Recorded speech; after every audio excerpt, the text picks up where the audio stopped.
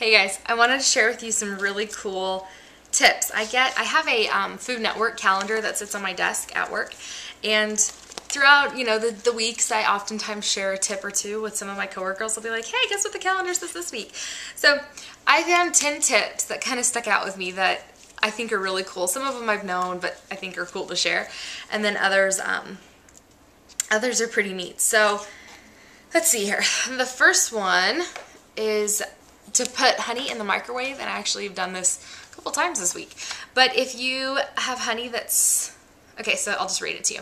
Keep honey in a cool, dark place so it won't crystallize. But if you have a jar full of crystals, a quick stint in the microwave, less than a minute, usually takes me about 30 seconds, should take care of that. If you don't have a microwave, place the honey, jar and all, into a pot of water and gently heat. And heat gently for about 5 to 10 minutes until the crystals are gone. So how cool is that? Because I know that happens a lot with honey. At least I struggle with that quite a bit. So that was a cool little tip I found on honey. Let's see here. This is cool because I've had a lot of people ask me, you steam this, you do that, but I don't have a steamer, what should I do? So this is a neat tip for that. Besides being used to drain and strain, a colander can also be used as an improvised steamer. Improvision steamer. You just put it over a pot of boiling water, and make sure you use a metal one, not a plastic one. And you can place all of your veggies or whatnot in it and let it steam like usual. So that's a pretty cool tip, simply because if you don't have a steamer, just use a metal colander. Let's see here.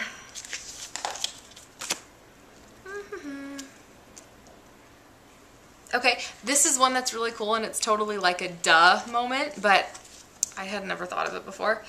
Now I do use it. So, use kitchen shears to slice scallions or chives for a garnish. They use less pressure than a chef's knife, giving you better odds of perfect circles. So, I've used them for green onions now over like my soup, my potato soup. Works super, super, super good. So you just cut them with scissors instead of a knife. Let's see here. This is a tip that I've actually shared with you guys in the past, but I figured I'd put it on here anyhow. And that's to store nuts, whether peanuts, almonds, walnuts, or pine nuts, in the freezer. To keep them fresher longer, you can awaken the flavor and give them a quick toast on a hot skillet just until they release their aromas. So store your nuts in the freezer, and I've done that it's just how I grew up. So I can tell you right now it works really, really well. Alright, instead of just snapping off the bottom of the asparagus, because you know how it gets really thick and it can get really chewy at the bottom, just use a potato peeler and peel off the first like 2 inches of the stalks, and then that way you won't have to waste all of that asparagus meat. This one's actually pretty cool. Use Dental Floss, unwaxed and unflavored, to cut perfect rounds of goat cheese or mess-free slices of cheesecake. So use Dental Floss. I'm sure like string would work just as well, but that's not something that I'd ever thought of before. Let's see here. This one's really cool, and my coworker actually shared this with me. And then a few months later, this tip came up on the card. And it is, when chilling hot coffee or tea to make iced, place a metal spoon or other utensil in the pitcher first. It will absorb the heat and prevent your glass pitcher from cracking from the sudden shock. How cool is that? She said she learned it waitressing when she was younger. So you just put like a metal spoon or a knife or something like that in your cup or your pitcher, and it won't break. Alright, let's see here. Now this one's kind of cool. When thawing frozen foods in a bowl of water, turn a smaller bowl upside down on top of them and keep them submerged in the water. And that way it's covered by more water, taking less time to thaw. And then, change the water regularly every half hour to 45 minutes. And that's how I defrost all of my stuff, is just in a bowl of water. But, duh, use another one to keep it pushed down so you don't have to flip it as much. Let's see here. Oh, here's a cool one. A couple of unorthodox uses for cooking spray.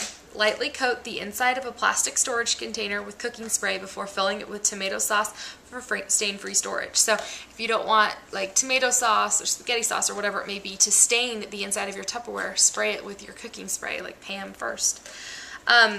Or spray your measuring cups and spoons with cooking spray before measuring sticky ingredients, like honey or peanut butter. You'll be able to get them out with ease.